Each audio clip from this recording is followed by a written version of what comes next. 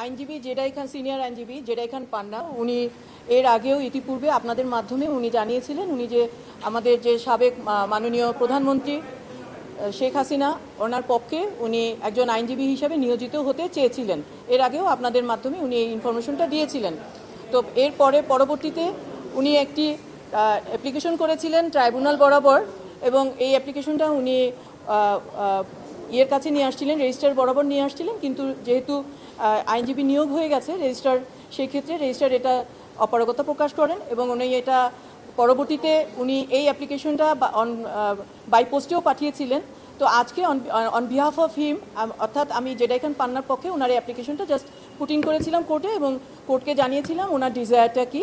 এবং উনি কোর্ট বলেছেন যে যেহেতু একজন আইনজীবী অলরেডি নিয়োগ হয়ে গেছে এখন আর এটা সম্ভব না। এবং কোর্ট আরও যেটা বলেছেন যে যেহেতু এটা আর সময় নেই, অন্য কোনো মামলায় যদি দরকার হয় উনি আসতে পারেন, উনি ওনার যদি বায়োডাটা উনি সাবমিট করেন উনি আসতে পারেন। কোর্টের বক্তব্য ছিল এটাই।